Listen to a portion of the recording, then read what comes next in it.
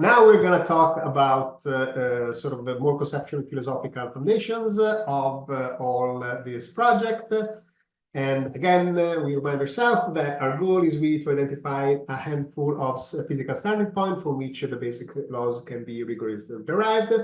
One element is to find assumption that allows us to recover the different physical theories. But if we really want to do this precisely, we have to do it also at the mathematical level. We need to derive the mathematics as well.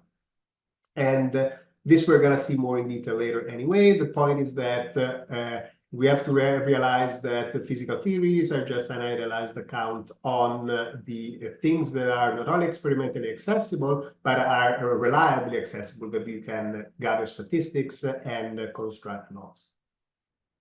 And our general idea is that if physics is about creating models of empirical reality, then the foundation of physics is really creating a theory of models of empirical reality, figuring out what are the limitations and what can we do and we cannot do with physical theories. In the same way that in mathematics, the foundation of mathematics look at what proofs are and try to understand what are the limitations of what proofs can do. And in computer science, you define foundations of computer science, define what algorithms are, and then try to find limitation of what algorithms can do. So for us, understanding the requirements of all the business of doing physics is important, because what happens is that you find these requirements inside the math and in the physical theories. And so typical approaches that you have in the foundation of physics would be to look at something in quantum mechanics and construct interpretations. There are also interpretations of general relativity. There are also interpretations of classical mechanics. There is a lot of literature on these things. And we are really interested in only what is strictly in the math and what are the minimal things that we have to say to make sense of the math and be able to rederive it. So that's our sort of limits what are the things that were interesting in the realm of interpretation. And other people in the foundation of physics are really interested in finding a theory of everything, a theory that can be used to describe every possible system. This is not something that we are specifically interested, though we think that some of the things we do could instruct what a possible theory of reality, at least what are the problems that they have to solve, because identifying the assumptions of the current physical theories should be probably of interest to the people that are trying to go beyond. And so really our approach is to construct a theory about the physical model as a theory about physical theories by first identifying a general physical in principle and requirements that every physical theory must have to be able to be considered a physical theory. And then will give us some general mathematical framework that defines what these requirements are. And then the idea is to get physical specific assumptions, and from specific assumptions that are applicable in specific systems, specific cases, you get the different physical theories. So that this also put a little bit of order in the different physical theories in physics. And we have two approaches. One is called reverse physics. So this starts from the math that we have currently to describe the physical theories and tease out higher level physical assumptions. And then we have the physical mathematical approach that starts from scratch and uses this assumption to justify all the axioms and definitions, so that we can actually literally know what each mathematical symbol means. And we have the math and only the math that we need to describe things that are physical. And that's what we call physical mathematics, because it's mathematics that represents physical things. So for this session, we are going to go and chat a little bit about the conceptual and physical foundation. I'd love to have philosophers to help me work on these things. The problem with philosophers is that typically they work by themselves. They don't do much collaborative work, and they are interested in things that are more on different sides. But anyway, these are the things. It's mostly things that I think should be clarified, and it's how, as much as we could clarify them, and then all the doubts and things that we have. So first is really about the nature of the physical theory. So we're going to go back to this diagram, and we call this the metaphysical reality, this set of things that really exist in some sense for some definition of existence that somebody has to define. And things that exist or may exist are things like God or gods, like perfect circles, hidden variables for quantum mechanics, parallel universes, life after death. Those are all things that people can discuss and talk about, but they're not things that we can actually go and measure and prepare. Curiously enough, even the physical laws as physical laws don't exist as things that we can, they don't have a material structure. So you might argue that even those are in the metaphysical realm. Anyway, there are all these things that people and philosophers are mostly interested and serious about. And the point is that if we're going to do science, we can't tell anything about these things. It doesn't mean that it's not interesting to talk about them, it's just that we can't talk about them. And we can only talk about things that we can actually perceive. Our own consciousness is something that we can perceive, and our own feelings, a historic event, a particular phenomenon at a particular time, all those things are in principle things that we can touch and see. They are part of our experience.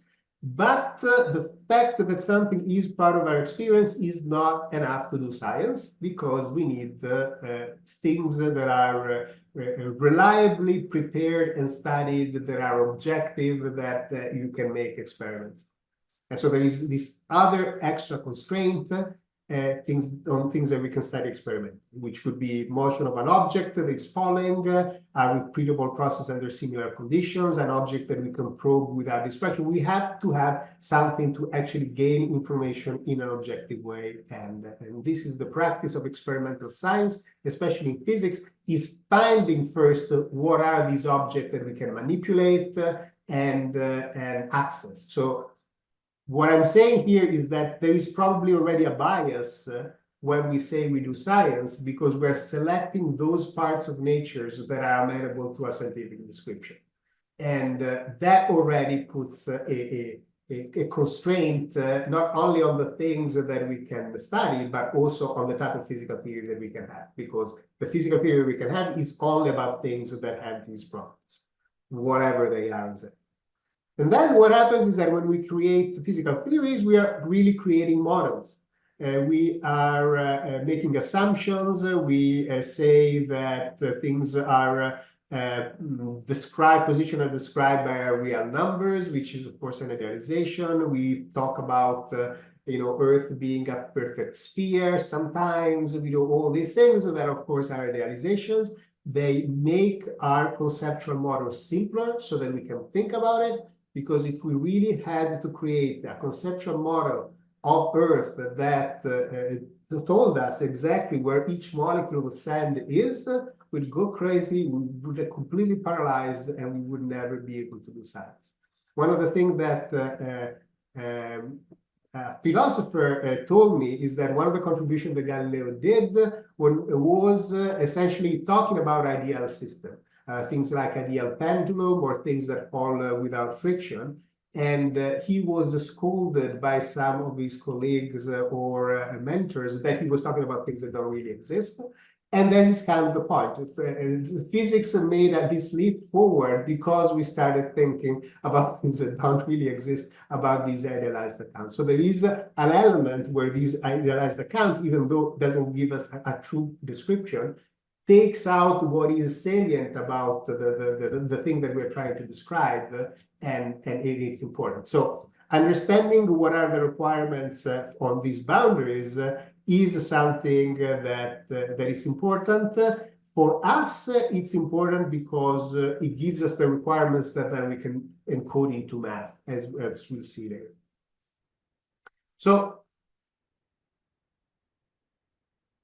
the point is that I think a lot of people have trouble with this, where you see it in terms of interpretation, especially in quantum mechanics, is that the state and the laws of evolution don't really describe reality as is, but they describe the empirically accessible part that can be reliably studied under suitable idealization. So there are already a series of constraints there that we can argue later that we can find in the math. So in the math, we find that, for example, topologies in sigma algebras, this is a fundamental structure, can be seen to capture experimentally verifiability. What can be actually verified through a test that finishes in finite time.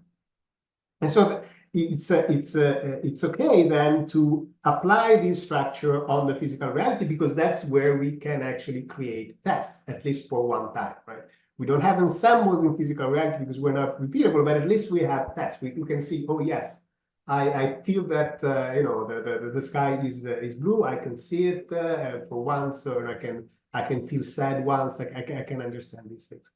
But the problem is that a lot of people then apply these notions of sigma algebra and topologies for two things that are not in the physical reality. So people talk about probability distribution on the parallel worlds. Well, probability distribution work on a sigma algebra. And the sigma algebra for us captures experimental verifiability. But you're saying that the parallel world or the hidden variables are things that are not experimentally accessible. So we see this as a contradiction in turn. You can't do it. And then it's the same thing for ensembles. Ensembles capture the repeatability of preparation, and therefore they can only apply to the empirical reality. And so I can't really talk about ensembles of parallel worlds in the same way. Like I don't have a basis to use the same mathematical structure for those things. Maybe you can, maybe you cannot, but you have to make a separate argument. And so for us, understanding these boundaries is important because it gives us a domain of applicability of mathematical tools. We know with these tools requires this, and we are justified to use these tools in this domain. If we're outside that domain, we can say anything, and we want to retreat to domains where everything can be justified so that we know what the tools are mathematically, we know what we're talking about. Because if we don't know what we're talking about mathematically, we don't know what we're talking about physically, because currently the physical theories are just defined by the math. So that's a sad reality. And so takeaway of this is that physical theories are idealized account of experimentally accessible part of reality that can be studied reliably. So this is what these things are. And so a good foundation of physics must understand what the limits and the requirements of these idealized accounts are. And I think that's a part that I don't understand why it's not fully developed, quite frankly. It's I don't understand. And again, if the physical theories are models of reality, then to me, the foundations of physics should be a theory of models. Should tell us what we can do with these models and what we cannot. And it would be nice to refine all of this in a coherent philosophical position. It's just that it requires a tremendous amount of time, because in philosophy, you can't just say your position. You have to compare to all the possible positions that are already there. So it's we can only do it if we find somebody that is in the philosophical community that one. The other thing that I'd like to know whether it's possible or not is to make an argument that show that if we can make an argument that idealization is necessary. So we can make an argument that we do need experimental verifiability for science, because that's what science is. The thing that is open for us is whether the idealization step is a necessary thing or not, and in what level why is it necessary? We don't have that. It would be nice to know whether you can make arguments on that and see what stands. Okay, so now there is the whole issue of we want to develop a formal system for experimental science. Can we even do that? If you asked me 10 years ago, I would have said probably no, it's a hollow pursuit. And now I say, oh no, yes, it actually be done. So I can tell you what changed in my mind. So a formal system works like this. A formal system is three things. A set of primitive notions, which are the basic objects and basic definitions that are taken as is. So in Euclidean geometry, points and lines, they exist. They're that, deal with it. Then you have a formal language that allows you to construct sentences about these elements in the formal system. So you write some capital letters for points. You write two letters with a dash on top for a segment, and so on. You have a set of symbols, and it allows you to say what some things are, and so on, angles, and so on. And then on top of the formal language, you define some axioms, some statements about the primitive objects that are taken to be true. So for example, in Euclidean geometry, you're going to say that given 2 points, there is a line that joins them. and that's your axiom. And now this is the axiom is expressed in a natural language, but in a formal system, it would be expressed in the formal. And so the formal system for all mathematics is basically set theory plus first order logic plus the Zermelo-Fraenkel axiom plus the axiom of choice that most people use and some people don't like. And the question is, what is the formal system for all systems? So what are basic objects, what are the formal language, and what are the fundamental axioms? And so for the formal axiom, for the formal language, there is really no issue. You can just simply use first order logics because who cares? It doesn't really matter. The issue is what are the primitive notions and what are the axioms? And again, we want to put ourselves in a situation where all these things come from the physics. They're not just mathematically put there. Our primitive objects are physics. We put some physical requirements and we go forward. And one of the issues here is that we have sort of a line of divide between the formal part and the informal part. And the problem is that the physical objects live in the physical world, and the physical world is a mess, is informal, and the connection to the experiment is always going to be outside of the formal system. Because if you only have the formal system by itself, and you don't know how to connect it to experiment, you have done nothing. So this is the issue. This is why it's hard to do these things, because you have to understand what is this boundary, and how do you take things from the informal system and how do you put them in? And so you have to choose axioms and primitive notions so that they can be justified straightforward. You can't just say, oh, I have Grassmannian compactification of whatever. You need to tell me exactly what those things are and why you are specifically getting this. And then the mathematical objects are going to be representation on the physical objects based on these axiom and primitive definition. So now the issue is that what can and cannot be captured by a formal system. So it's not a problem of can you do it? It's a problem of how you do it. And you have to do it in an efficient way such that it's convenient and you're not creating a bigger problem that you had before. So these are some type of problems that you have in formalizing physical concepts. And I give them names. These are my names. I never found other names for this that are already in the literature. One is what I call the web of meaning. It's the fact that in physics, in reality, in language, there are no primitive concepts. Everything is defined based on something else. So if you go to a dictionary and look up a tree is a woody perennial plant. And if you look for a plant, it says a young tree. So this is language. There is no set of primitive objects. That's how it works. And then there is what I call the conceptual cut.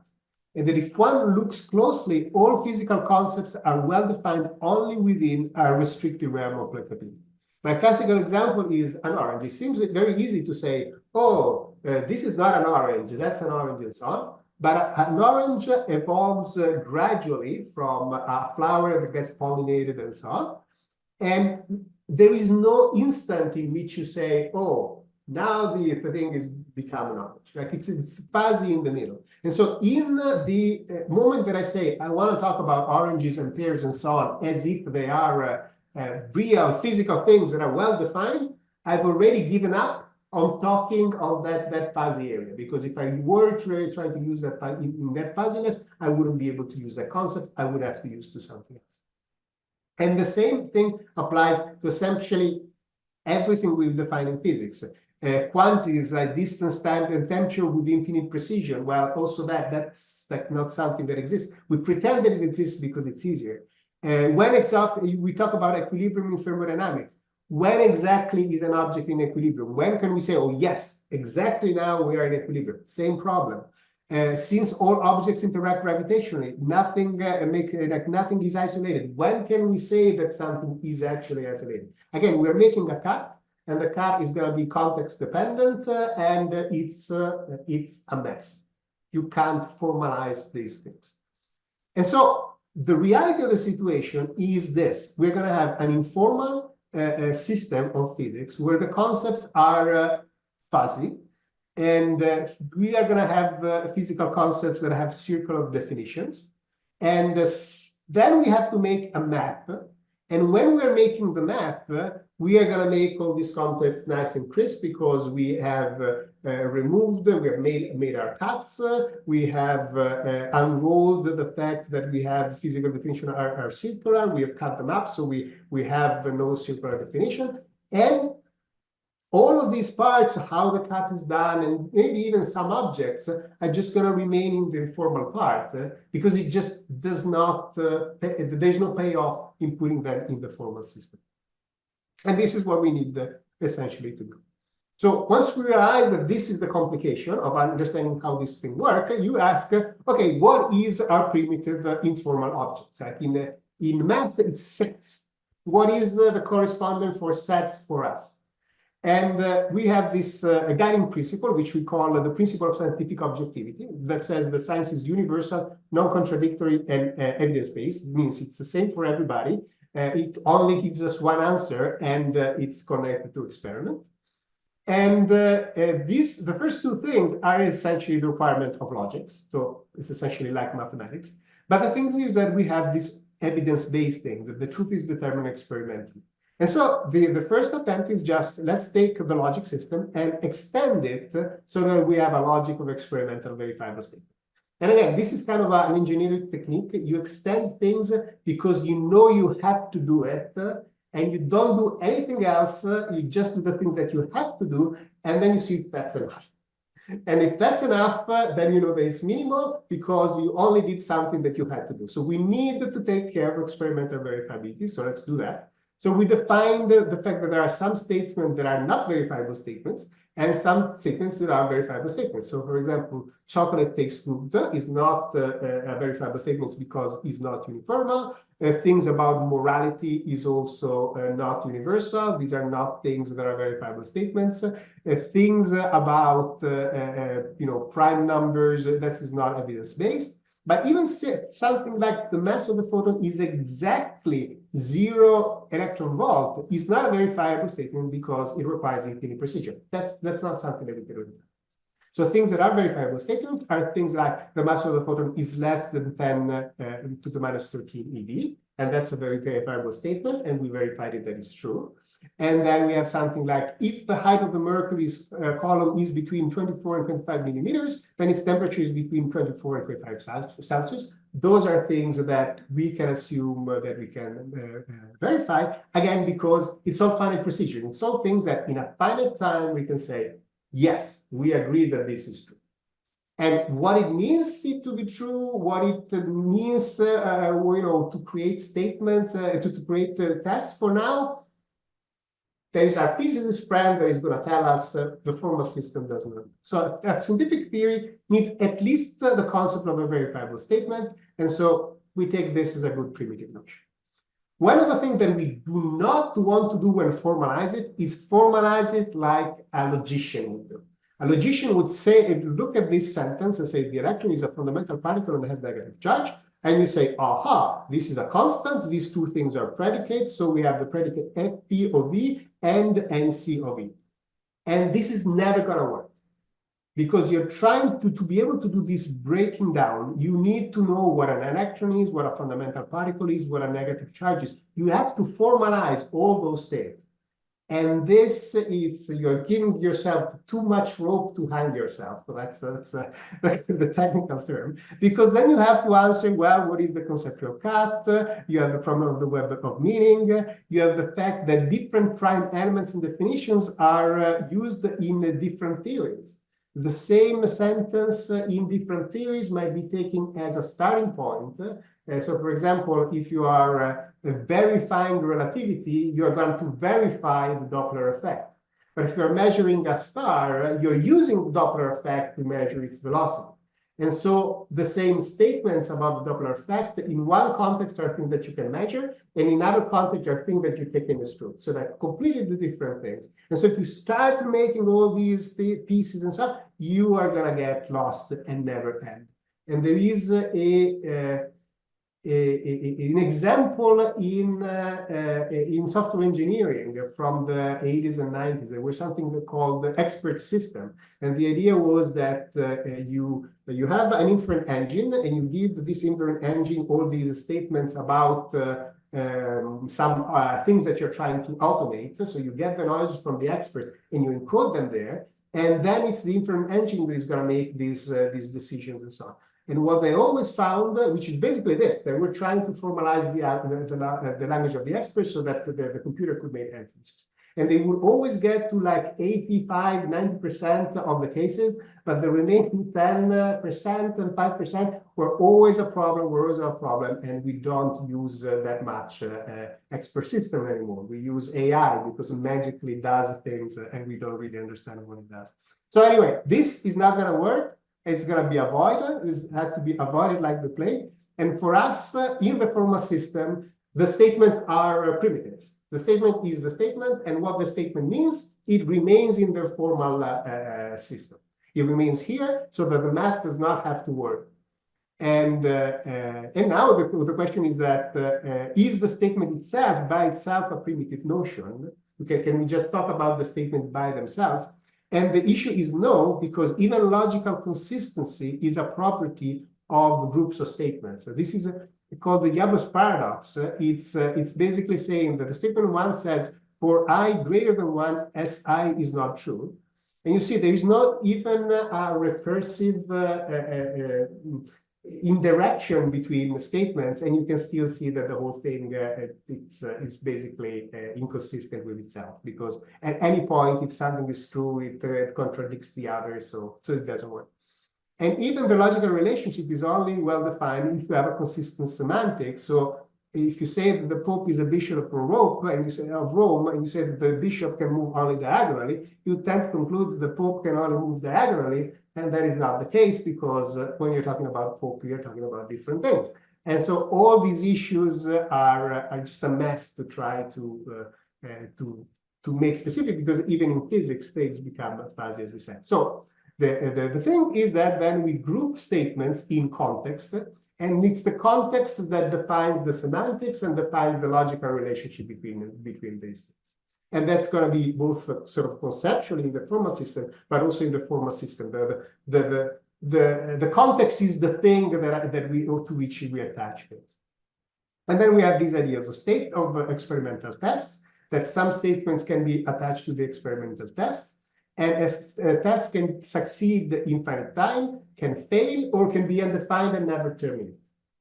And the issue is that the experimental verification is not necessarily perfectly aligned with the success and the failure of a test. And so a verifiable statement is something where the test is guaranteed to end successfully, if and only if the statement is true. And so a classic example is if I say there exists extraterrestrial life, we can imagine that if there exists, at some point we are going to find it. And so you're going to say that this is, I can assume this to be verifiable. But if I don't find any extraterrestrial life, I'm not going to terminate. I'm going to have to keep going. So the test is never going to fail. It's going to be fully undefined when there is failure. So this is the same idea that you're going to have in a more precise terms when we are creating the logic and so on. And so we need to keep track of what statements are identifiable. And again, we just do it by tagging. This subset is verifiable, and this is the set of all the statements that we have. And the question is this primitive enough? And the point is that every equation that you have in physics is really, at the end of the day, an equation on the finite uncertainties. And of course, you would go crazy if you would actually write the equation in that terms. And you have, the mathematical structure that helps you then to construct the uncertainty based on that. But really, that's what you're doing experimentally. And so from all the finite uncertainty, the things that we can actually test, you can recover the equation and go forth. So the idea is that then we can construct a formal system for experimental science, provided that the physics is always live in the informal system. The formal system is made precise essentially by removing all of the things that can be captured in a precise way. The semantics, we can't capture it precisely. It does not appear in the formal system. And now the formal system seems to be so nice and pristine because we removed all the things that would be difficult to do. And so the logic system by itself needs to be augmented to keep track of the experimental verifiability. The primitive notion should be specifically chosen to expose only the necessary complexity. Where we found that even exposing the test is too complicated, it doesn't add anything. Just exposing this statement is verifiable, this is not. It's enough to construct the theory. So why put in the test? We don't put in the formal system. We just leave them in the informal system. And the axiom system definition should be specifically chosen to have straightforward physical justification. And then we'll see this in physical mathematics tomorrow in a more precise way. And this is exactly the same thing. And again, it would be nice to work with a philosopher to make all these things in a language that they would like. But okay, so this is like sort of the summary slide of how this thing works mathematically. We see it better tomorrow. But the idea that you have a set of verifiable statements, there are all these statements where the success corresponds to the truth. And from that set, you can construct all the other statements that you can construct tests from the tests that were available from the verifiable statement. And this construct what we call the theoretical statements. They're still tested and not verifiable, but they make sense to talk about at a theoretical level, such as the mass of the photon is exactly 0. That's not verifiable, but we want to be able to talk about that statement.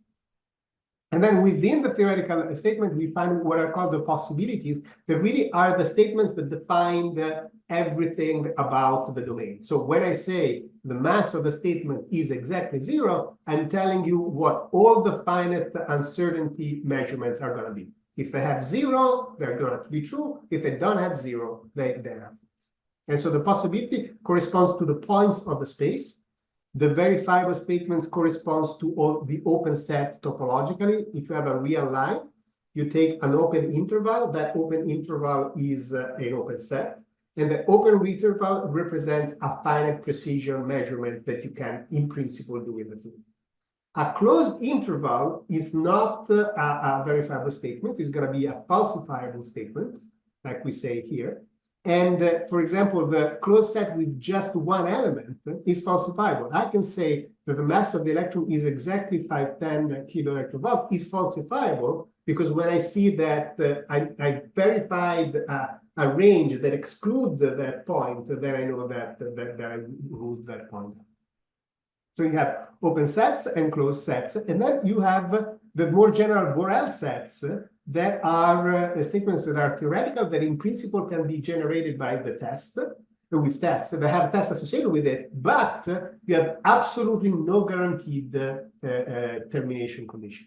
So, for example, the set of all the rational numbers is a Borel set. So if you are measuring the mass of the electron, the statement the mass of the electron is in kiloelectronvolt is a rational number. This is technically there as a statement. It makes sense. We could in principle construct a test, but the test will never terminate. So will be never success and never failure. We just go on forever because we would need infinite precision to be able to answer that. And so you can sort of make sense of this indecidability, and you have a link to the topology. The interior of a set becomes the verifiable part, the exterior of a set becomes the falsifiable part, and the boundary of a set becomes the undecided part. And so the idea is that you can really make a perfect map between math and physics with this thing, and you can read all the proofs in topologies and sigma algebra, and therefore even probability theory and so on, and understand everything that you're doing in terms of sets. And another thing that this tells you is why in physics we always have a well-behaved function. We don't have something completely discontinuous.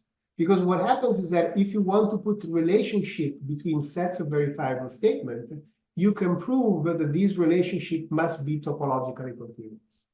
And topologically continuous is slightly different than analytically continuous. And a function that could be analytically continuous has to be continuous at every point. But you can have topologically an isolated point. In that isolated point, the function could jump abruptly and still be topologically continuous.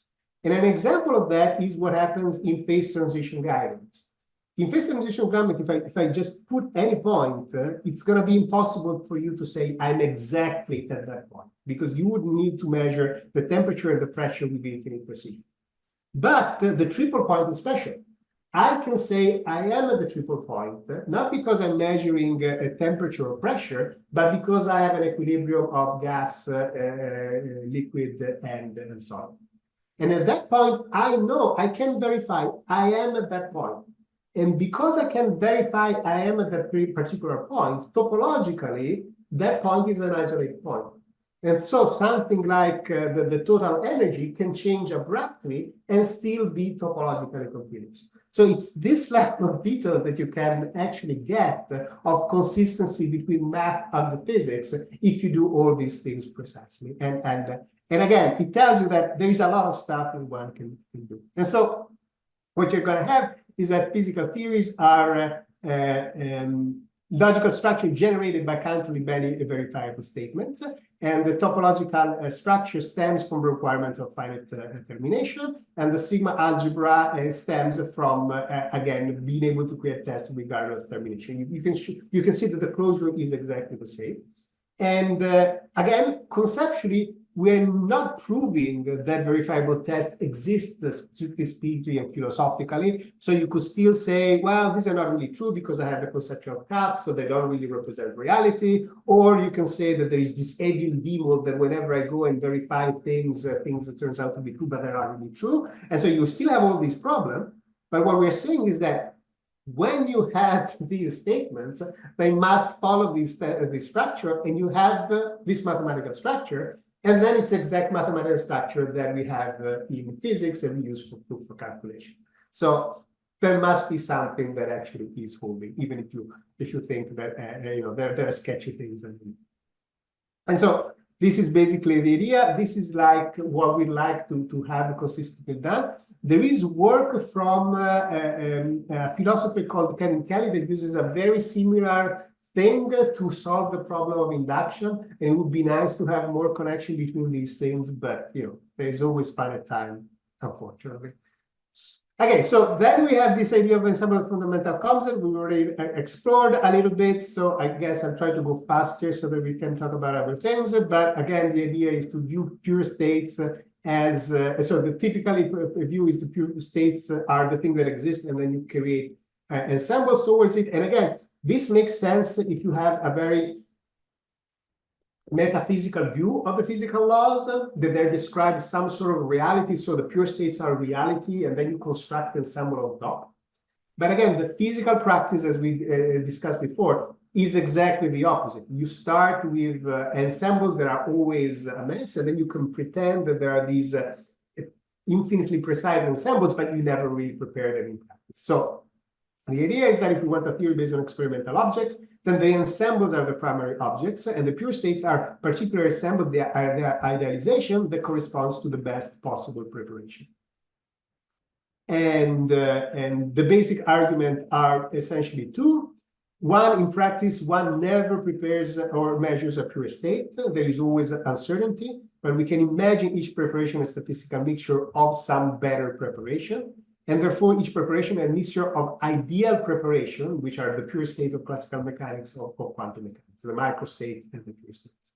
So that's one argument to say we never prepare pure states in practice. That shouldn't be the foundation. Or the other argument that I said, the physical laws represents if-then relationship. These are rules do not apply to a single instance of preparation or measurement, but all similar preparation and measurements. And therefore, the laws relates collection of identically prepared system to other collection of identically prepared result measurement devices and so on. And so the idea is that physical laws are about ensembles, and so ensembles should be our primary object. So these are there is another basic argument, is that repeatability is intrinsic to science, so appeal to repeatability. And repeatability always implies we can always do it one more time. And so therefore saying that the electron has a particular value of mass, it doesn't mean that we just have one electron at now with this particular mass is saying that every time that we prepare an elector, we prepare the value and we can reproduce the measurement. So the value of mass then is more properly thought as a property of the collection of all the electron, of all the preparation, than as a property of a single element. So of course, if all the elements of the ensemble have exactly the same property, then of course you can think as the single elements of having that same property. But in general, that's a step further. You should think of properties as of the ensemble and not of the single element.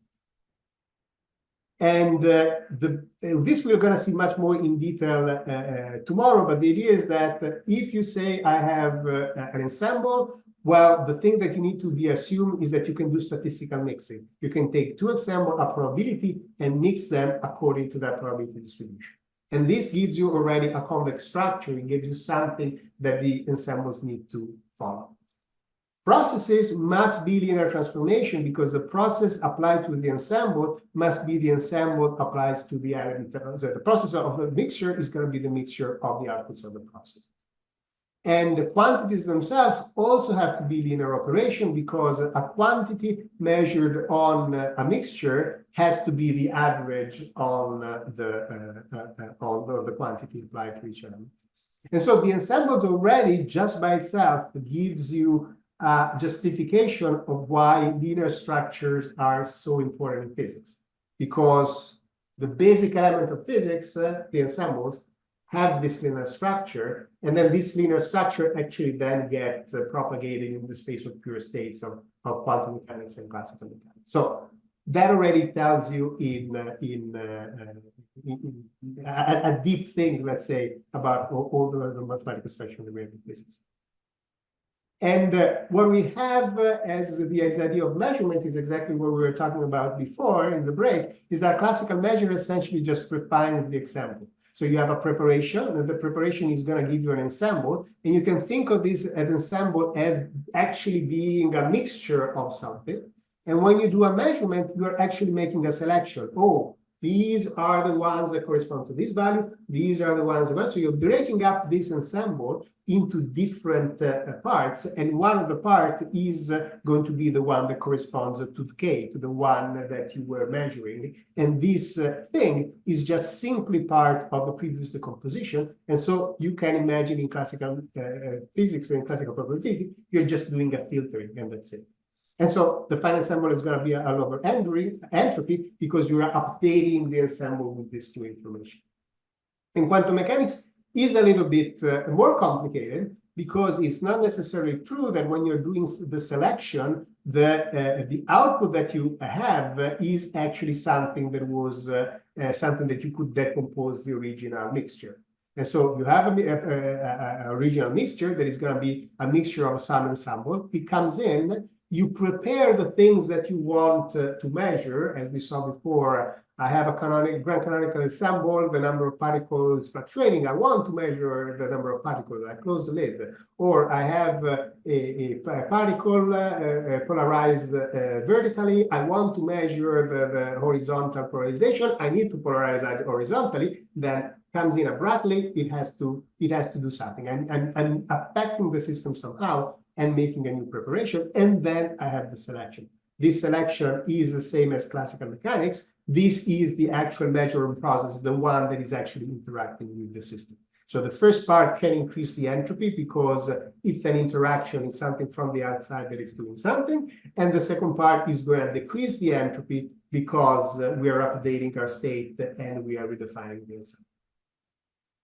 And that's sort of the basic takeaways, that ensembles are necessary fundamental objects in physics, and all processes are linear maps from ensembles to ensembles. Tomorrow we'll see much more in deep how this actually can give us a lot of structure. And so we need to do the mathematical part, but then also the conceptual part that is more the philosophical part.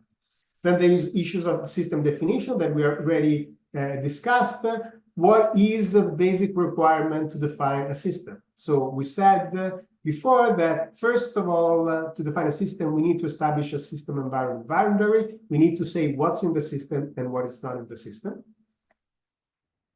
And then we need to make sure that there is some kind of independence from the environment, so that the description is the description of the system itself, and that the internal dynamics and our system are independent from the description that we're giving. Otherwise, it wouldn't be the description of the system. Again, these are requirements. It's not clear to me exactly how they turn out in the math, but they have to be there.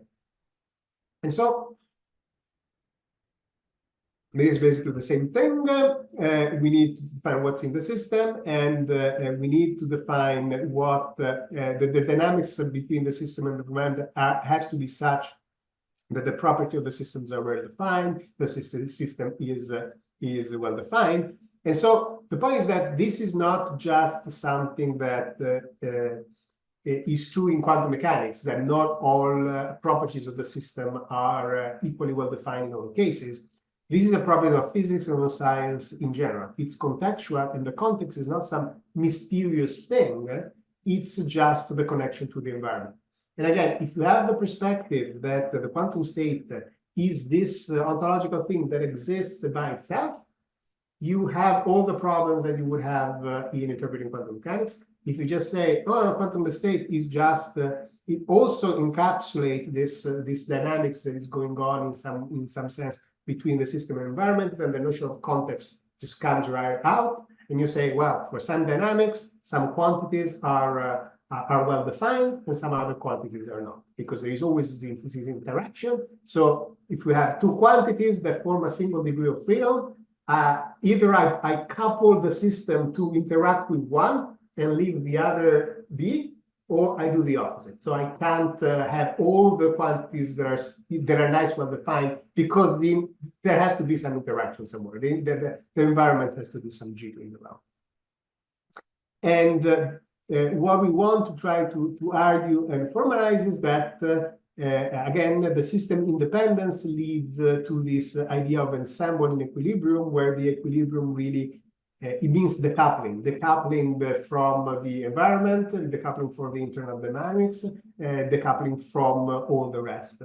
And the idea is that this should be the same for classical mechanics, thermodynamics, and everything should be the same thing. Conceptually, it's easy to make the argument that it's the same thing, but we need to make the mathematical part actually, like otherwise we're just saying words and it's not so useful. But we think that this should work, and this is what sort of the philosophical position that we have in our background. Remind that then we want to go and check out with mathematically and physically whether this works actually or not. And so contexts that are simply different system environment equilibria, and immutable fundamental objects do not necessarily exist. So again, exist physically in the realm of things that are empirically well defined. It's not clear to me whether you can really say, oh yes, there is this set of fundamental objects with these properties that are always well defined, and this is what, this is the whole story. Because of the context, because the system is defined with respect to them. And another problem that people seem to gloss over is when they talk about the state of the whole universe. And if you think about the state of the whole universe, it doesn't fit this diagram. Because if you say, I have the state of the whole universe, then you're basically saying I have no environment. Which is the problem of having no environment is that you don't have a place to put the measurement apparatus in a way that it's independent of the system. And at that point, to me, you're changing so much the fundamental model that you have for physical theory that I don't know exactly what you're talking about anymore. I don't know what those quantities are, because remember, the quantities are associated to a topological structure. And the topological structure is given by what experimental tests I can make, and the experimental tests that I can make are defined by the measurements apparatus, and the measurement apparatus is in the environment. So there is a whole gigantic hole there that I've never heard like consider is just, oh, yeah, I'll take the state of the whole universe as if it's a simple thing. It doesn't seem to be a simple thing to me. Maybe I'm just not understanding, but to me, there is this fundamental problem. And therefore, I personally don't like to talk about the state of the whole universe. I think that doesn't make sense to me. And so these are basically skimming quickly some of the problems that are there in the definition of the description of a system. That you always have this system environment variable environment. So there are some requirements there that you have to put in. And then another thing that is kind of philosophically is the foundation of probability. And one of the things that I just realized in the last week, we know that quantum mechanics does not follow classical Kolmogorov probability. I think I'm losing my voice. All the interpretation of classical probability are based on standard Kolmogorov probability. And so none of the interpretation of a classical probability will work for quantum mechanics. So clearly we need a generalization of probability, not just of probability itself, but also of what probability is that makes sense for quantum mechanics and recover classical probability when we need it, both in classical mechanics and for measurement in quantum mechanics. And again, we're going to talk about this tomorrow in a little bit more detail, but in a probability space, what you have is that a probability space is defined by three things. The sample space is the space of things that can happen. The sigma algebra, we know what a sigma algebra is. It's all the things that we can test. And the probability is a measure that is given on the sigma algebra. So you're technically giving a probability 0 or 1 on the statements that have the test. So again, this tells you how nice it is to know what these objects are. And the probability is additive, meaning that if we have two statements that are disjoint, then the probability of the OR is the sum of the probability. And so this does not work for quantum mechanics. And the question is how to generalize it. Well, there are some approaches to generalize it using the negative probability. And then, of course, you have what is negative probability. And you don't have an answer for that. So the way that we want to try to generalize is basically by looking at this. So say that we have a probability distribution U, right? We can imagine the probability of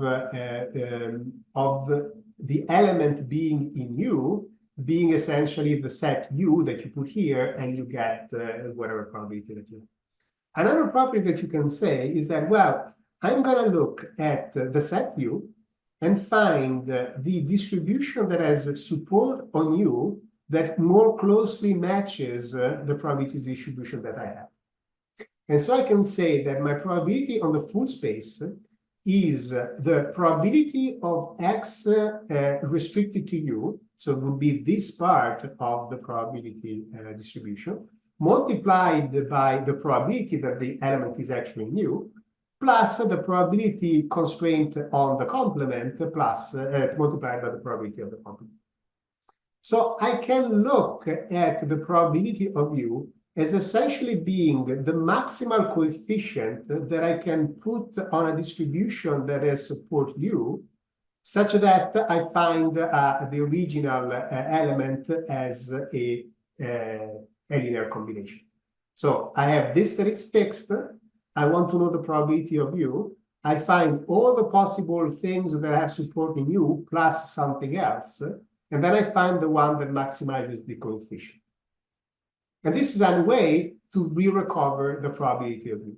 And now this probability is not really a probability in the standard sense anymore. It's a mixing thing. I have two probability distribution, and I'm mixing them, and I'm using a coefficient to mix them, which is the same thing that we were talking about with ensembles before, with general mixing. So if I have an ensemble space, which is a set of ensemble, I'm mixing and also thrown in an entropy, I can define the probability of the element being in a certain subspace constrained that I have a particular ensemble by looking at the mixing coefficient that is the highest by exploring all that subspace. And this is also going to work for quantum mechanics. And it will re-recover, we think, we still need to do the due diligence, but in simple cases it works. I just need to write the full theory. What you find is that in general, these coefficients P are subadditive when you put when you sort of combine the subspaces, but they are additive when we say that the sets are disjunct, meaning that there are two sets that from the perspective of entropy, they live in separate subspaces as defined by entropy. And this is exactly what happens in classical mechanics, and this is exactly what happens in quantum mechanics for the lattice of subspaces when you are trying to do measurements. So the idea is that we can have something that it's trivial to define, it makes sense physically, it's defined on the idea of mixing and recover probability. So the probability notion that is not frequency, propensity, all of that. It's just ensemble mixing. And ensemble mixing works exactly the same in quantum mechanics. And entropy is essentially what defines the classical context. If two states, when combined, they maximize the entropy increase, then you say that they are orthogonal, that they're disjunct from each other, and they recover the subspaces of both classical mechanics and quantum mechanics. And so again, the entropy plays the role because it tells you which things are essentially distinguishable from each other. And only when things are distinguishable from each other, you recover that the mixing probability is equal to the probability of the output, of finding the thing that you were looking for, because it was already well defined at the beginning. So the point is that we should be able to make a whole nice and consistent argument for what probability is, what ensembles are, what entropy is, and put it all in a nice package. And it gives you technically a different approach to probability theory. We say that we need this approach because we can't use an interpretation of probability that only works on column of size probability because quantum mechanics does not follow it. So we need to construct one, and we can construct one where ensembles are the primitives, and that's it. That sort of can work. Again, we're still working on the math side, but at some point somebody should create a philosophical approach so that it can go in the literature and philosophy and argue for that. Oh, I hope this is the last thing. One other thing that comes out of this approach of all foundational physics is that if we're able to find necessary sufficient assumptions such that they imply the theory and the theory is implied by the assumption, then the assumptions not only identify the realm of applicability of the theory, but they are exactly the theory. A physical theory is just a set of assumptions that you make on a physical system. And so studying the nature of assumption means essentially studying the nature of physical theories. And again, this is where we're shifting from some type of metaphysical reality to these are models. So we should understand how models work, and understanding model means understanding these underlying assumptions. So some assumptions come from requirement of experimental science. So the fact that we need a theory must be generated by Cantor-Berry verifiable statement, or that the ensembles of phenomenology, these are not about nature. These are about the scientific practice. So seeing these assumptions as something about the nature of the world is fundamentally incorrect. You're making a mistake. And of course, you know that the world allows you to do that. So it's something about that, but just in the sense that you can do that. Some assumptions are specific to the system at hand. So in infinitesimal reducibility and deterministic and reversible evolution, we know these things are idealization, and we just make them. And then some assumptions are somewhat in between, because we know that an idealized system does not typically exist. But we kind of need that to be able to define systems. Otherwise, if we don't have some condition in which we can talk about that system as its own things independent by everything else, we can't really define it. And this is the part that still puzzles me and still needs to explore exactly how that works. I don't quite know, but I know that it's in between. And then you can argue if the theory are assumptions, then incompatibility between theory should be just incompatibility between assumptions. So, for example, if I say that projection during measurements are a change of equilibrium with the environment, and I show that Einstein's equation come from a Lagrangian, therefore they assume deterministic or reversible evolution, therefore there is no abstract change in the environment, then I would tend to conclude that projections and general data are incompatible. But they're incompatible because I don't know how to make the math work. They're incompatible at a conceptual level. So I need to solve the incompatibility at a conceptual level if I want to make that work. And again, another thing is that a theory of everything would need assumptions that are always valid. And again, this goes back to the question that I had, like, I don't know how the idealization process works. Because it could be that you cannot make the same idealization in all cases. And if that's the case, you're not going to have assumptions that are always valid in all cases.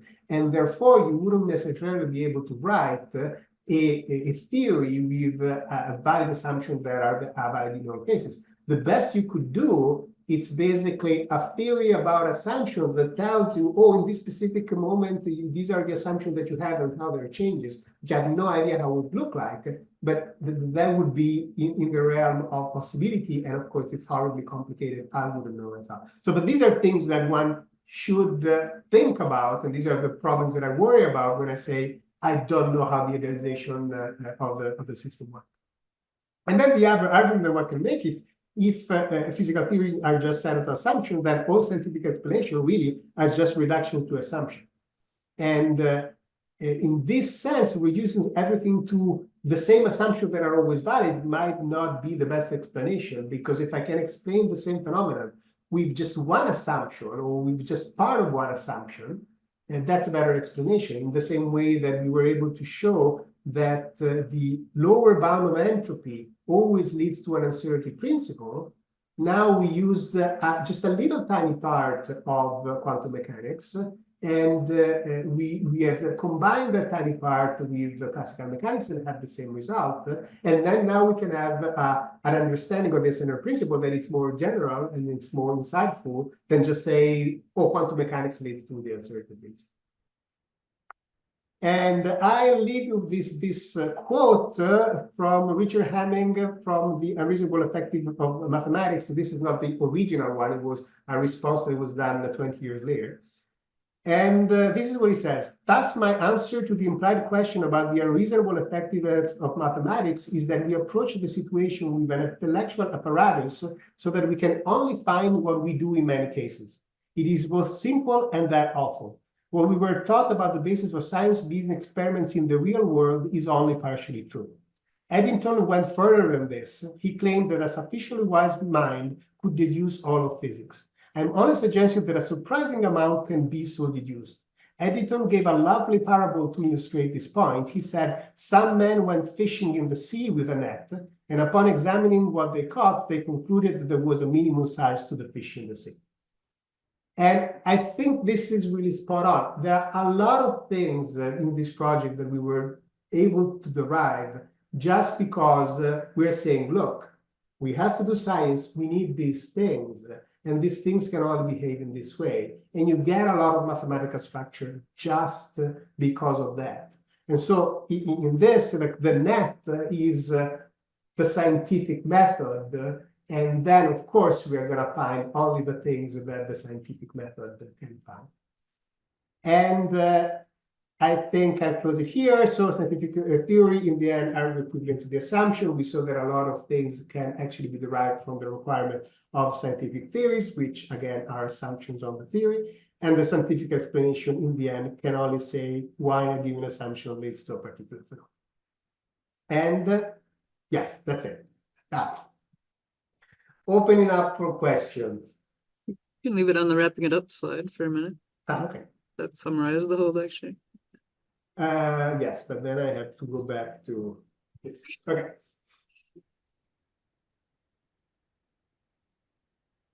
So questions, a lot of stuff was discussed. So. Can I just start? Yes, go ahead. Okay, so one more technical thing. the pure states will never be or will not correspond to verifiable statements, but theoretical statements, right? Correct. Yes. But all the unless you are in a discrete space. So discrete space, yeah, okay, yes. And all the actually mixed states will correspond to verifiable statements? No. No? The ensemble are still points because you can never verify that you actually have exactly 50% mixture of this and that, right? You are going to have some neighborhood of the ensemble, and you say, oh, I kind of had this ensemble. So the precision on the statistical description is still based on the open sets on top of the ensembles. Mathematically, you can imagine ensembles, for example, we said in quantum mechanics, the ensembles are the block ball for a two-state system. An ensemble is a point. An open set is, let's say, an open set around that point. A verifiable statement is an open set around it. Right. So in the same way that you can say, oh, I prepared spin up with this tolerance, you can say I prepared a fully mixed state with this tolerance. You don't know that you actually prepare exactly a mixed state.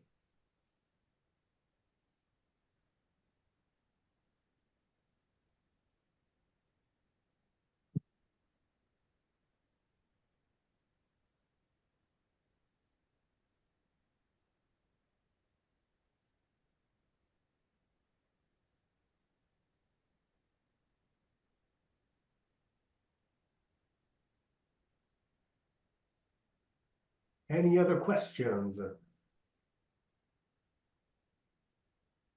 I have one if there aren't others. So your comment about entropy. Entropy is what defines classical contexts. And then so linking that to classical mechanics is the high entropy limit of quantum mechanics, which is a conjecture right now that we haven't worked all the way through. So then thinking in terms of entropy, so then you'd have as you go toward the high entropy limit, you get sort of this continuous behavior where using classical equations is a better and better approximation of the system, just like in the transition between the relativistic and non-relativistic case. It's that as you get V over C smaller and smaller from one, the classical Newtonian equations become better and better approximations. So then if I'm thinking of entropy and disjunct states, so then as I move continuously between quantum and classical, where classical equations become a better and better approximation of the behavior of a system, then I'm getting approximately disjunct. You are going to get a context. So a context is it's something where all the it's basically formed by things that are all disjunct. Like if they don't have anything in common, they're disjunct, right? So it's a set of subspaces, and the idea should be that as you increase in entropy, your the ensemble is closer to all those ensembles that can be created inside that context. So if I think of one context where I have just a spin system is kind of inherently quantum mechanical. Can I try to if I think about a spin system, because that's where I've thought about this disjunctness the most clearly. Then a particular context would be that the spin is along of the vertical axis is what you're preparing, and that would be a single context. Right. And then disjunct states would be spin up and spin down. Right. If you have a spin system that has where the spin is finite, you're never going to get to the classical limit because you can't go to infinity. Yeah, okay, fine. So spin system isn't a good example. Which is exactly why it tells you why spin has to be a quantum quantum property. because you can't do the classical limit. Like that conceptually works. So yeah, that's true. All right. When you have position and momentum, you can imagine that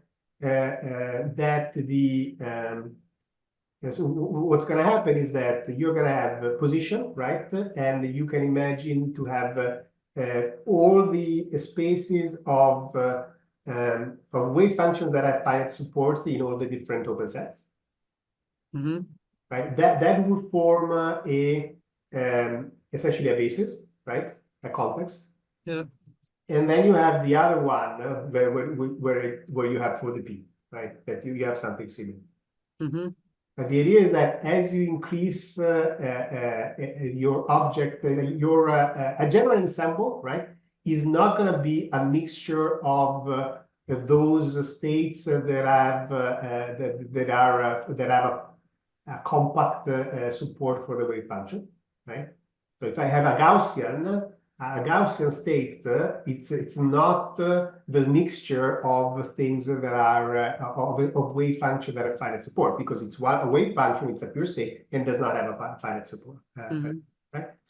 And so the idea is that as you create an ensemble that is that has more and more entropy, the thing that we need to prove is that the ensemble is closer, ever closer to an ensemble that can be understood to be prepared by a set of wave function with finite support. Yeah. And it has to be the same for essentially all observables, even the one for momentum. I'm going to be close enough to one of that. So of course, when I make that jump, right, I'm making an approximation. Sure. That you can say it's close enough, and it's the approximation is close enough. What I'm not doing, I'm not actually making the projection.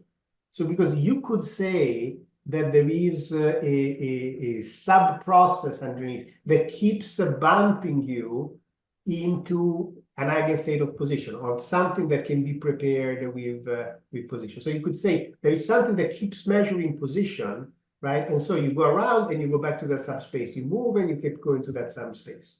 And these are kind of some of the things that people talk about, right? That when they talk about the coherence, there is some external things that it's moving you, right? That is doing something. What I want to say is that, look, I don't need anything to do anything. I just need to show that I'm close enough to those subspaces. And then when I move around, I keep moving around, but being close to one of those subspaces. And then I can pretend that I'm actually always in those subspaces and pretend that I have a classical distribution. Mm-hmm. Right. If it works. Be nice if it works. I kind of think that it has to work. But...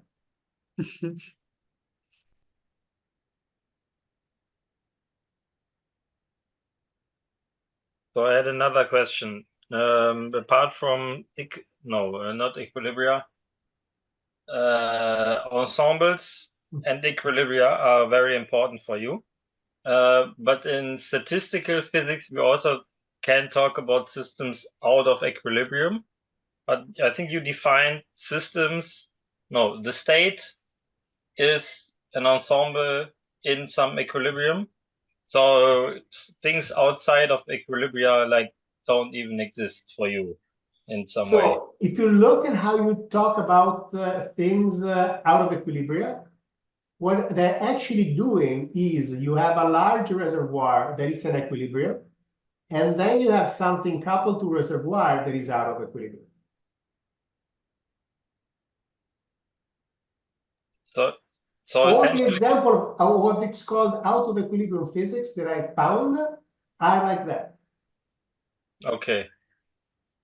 So essentially you have some larger system, some larger context that you move to. Yeah.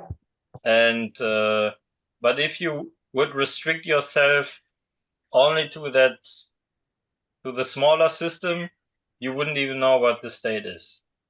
Right. So what you do is that, first of all, you need to define the state of the system that you want to call out of equilibrium. And what you need to do first is isolate it so that you know what the state space is. Right, so you call the molecule out of equilibrium. Well, okay, but you were able to isolate the molecule, give a full description, and now you know how it works. Then you couple this thing to something bigger that it's at equilibrium, and you study its fluctuations. And you say that specific piece is out of equilibrium, but you get the statistics from the fact that the big reservoir is at equilibrium. At least, as I said, this is my understanding, and it's my understanding of the physics of out of equilibrium that I've seen. Whether there are other people that are doing like more out of equilibria thing would be interesting, because, as you said, it might disprove what we're arguing. But so far, the examples that I've seen of out of equilibrium, they always work like that.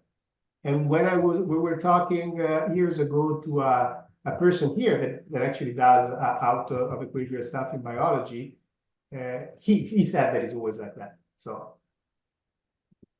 again, anecdote doesn't mean it doesn't mean that in the future somebody else can't do it, but yeah. So what I have in my mind is that first you need to be able to define, even when you're doing out of equilibrium system, whenever you want to talk about system, you need to take that system, take it out from whatever, and be able to define in isolation. And that is why, for example, it's so hard to study quarks and gluons. That's really the only thing that in my mind is like, yeah, those we can't really separate. It's a system that we're trying to describe, but it's objectively hard. Like I don't think. I don't know if Christine can disagree, but I don't think we really know how to talk about these objects anyway. Like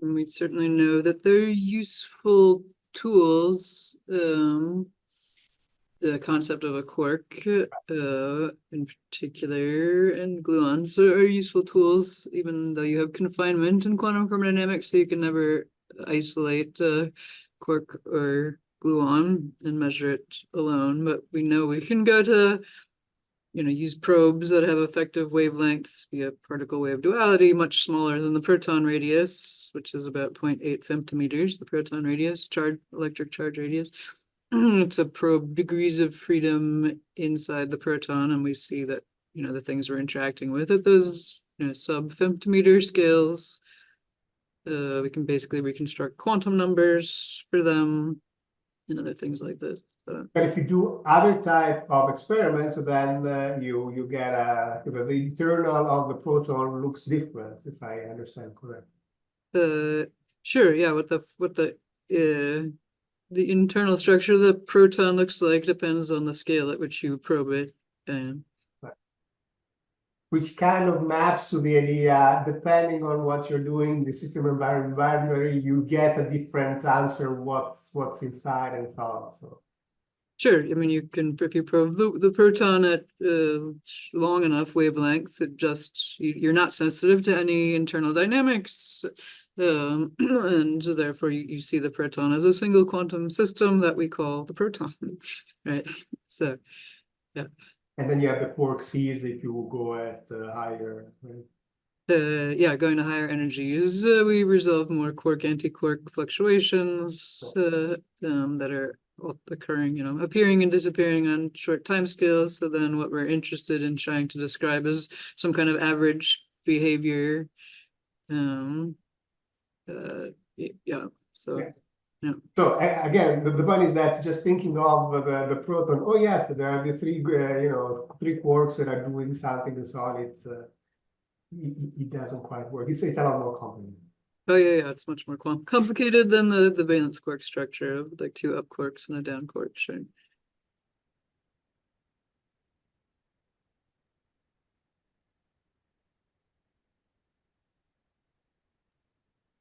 Okay, and I had one association when you talked about idealization and you're not sure whether it's necessary or not. And that it's, to me, maybe related to reductionism. Like I can reduce like study only parts of it and maybe ignore the rest. Maybe this is kind of related to idealization. And reductionism is like, for me, a kind of core concept. I couldn't live without it. So if this is kind of related to idealization, then I would be happy to accept that this is necessary. Okay, I can see the argument. You basically say, well, science needs reductioning, and reductioning, I know there is an idealization because we know that things at the end of the day must be coupled, and reductionism means assuming that they're not coupled. Okay. Yeah, because also like in terms of predictive power, I of course want to make the system as small as possible and still be able to predict as much as possible, right? If I have to take into account like basically everything, also my predictive power, I guess, would go down. Okay, yes. This is the same argument that I was saying on the number of assumptions and so on. Okay. You basically say if the goal is not to describe the full reality, but have much more predictive power, then of course you do want the idealization because you want to reduce stuff. I basically do as many idealizations as I can get away with, and still predict the right numbers. And then I want to idealize because I can. Like as long as I can, I do it. Yeah. Related to this, I had a more like historical necessity type thing. Like if we weren't able to create a small, like simple system first, in simple, models first, we would never have, quantum mechanics and quantum field theory now, right? So if we had to discover quantum field theory right off of the bat, there is no chance that we were ever able to do science, right? So, evolutionary, I see that if you can't make the very idealized systems, you basically can't even start science. That's another argument that I was trying to make. That is fair. That goes back to what you're saying about Galileo's breakthrough of simplifying assumptions, because if you really worried about the details of the friction in every pendulum system you built and the air drag on, friction at the top and air resistance on the pendulum in detail, you would conclude, I mean, you'd be trying to look for something very complex if you didn't try to. Yeah, you'd be overwhelmed, you wouldn't know where to start, and you miss the simple thing that have very predictive power. That the two main parameters are the length of the rope and the mass, and that's it.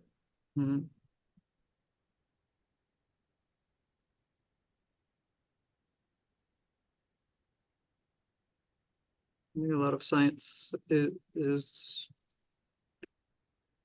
trying to identify the useful concepts and systems or subsystems to try to describe, and that's where physics has much easier time and is farther along in doing that than biological systems, or trying to figure out what are the useful degrees of freedom, or independent subsystems or approximately decoupled under certain conditions in biological systems is a lot harder than in physics, I think.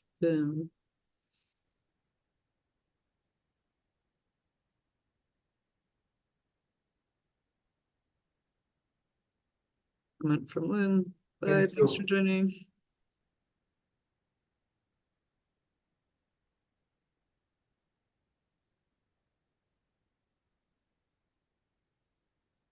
There are no more questions. We can just all close and go. I have to eat. Depending on your time zone, you go to sleep, you go to eat. Okay, so we're closing here, and hopefully I'll see you again tomorrow.